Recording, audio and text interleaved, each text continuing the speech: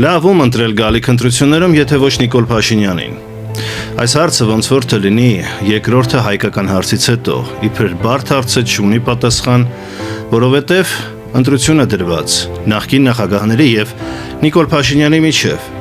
Կեղծ ընտրություն, որը հենց ձեռնտու է Նիկոլ Փաշինյանին, հիմնական այսօրվա մրցակիցներին, դաշտում հայտնված նոր դեմքերին, թողած բանավեճի է հրավիրում նախկին նախագահներին, որովհետև դա իր համար շատ հարմար դաշտ է ինքնադրսևորվելու։ Որովհետև հենց նախկին նախագահների շնորհիվ նրանց քաղաքականության արդյունքում Նիկոլ Փաշինյանը հասել է իշխանության։ Նա ամեն ինչ անելու է, որպեսզի ձեզ դնի այդ երկընտրանքի առջև, բայց դուք, սիրելի ժողովուրդ, պետք է դուրս գաք դրանից, որովհետև դաշտում արդեն տեսանելի են նոր ուժեր։ Օրինակ Սամվել Կարապետյանի «Մեր ձևով» շարժումը, Արման Թաթոյանի գլխավորած նոր ուժը, միասնության թևեր, եւ ես վստահ եմ, որ դաշտում կհայտնվեն եւ իրենց մասին զգացնել կտան այլ ուժեր եւս։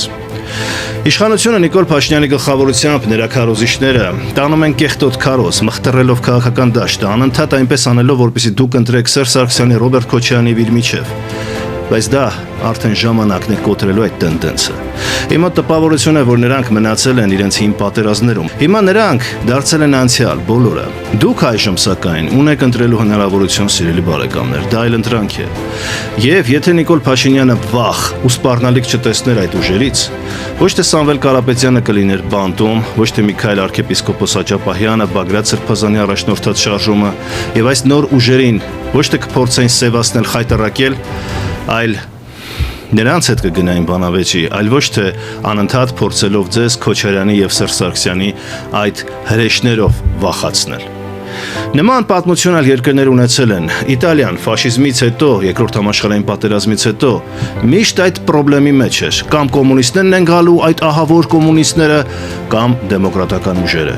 Ժողովրդին այնքան են կերակրել այդ կեղծ ընտրությամբ իրականում։ Եվ հետո պարզվեց սակայն 90-ականներին, որ Իտալիան եվրոպական պետություններից ամենաքիչ զարգացում ապահովող կոռուպցիայի մեջ խրված, աղքատ ցուցանիշներ ունեցող երկիր է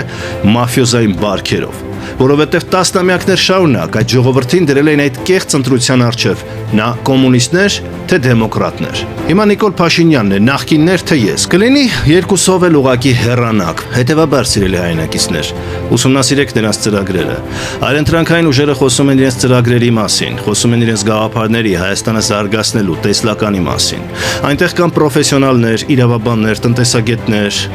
բիզնեսի ոլորտի մարդիկ, ովքեր գիտեն, թե ինչպես կառավարել, ովքեր գիտեն արդյունք ցույց տալ, ովքեր կենտրոնացած են արդյունքի վրա, այլ ոչ թե պոպուլիստներ, դեմագոգներ, ինքնասիրահարված ձախողակներ։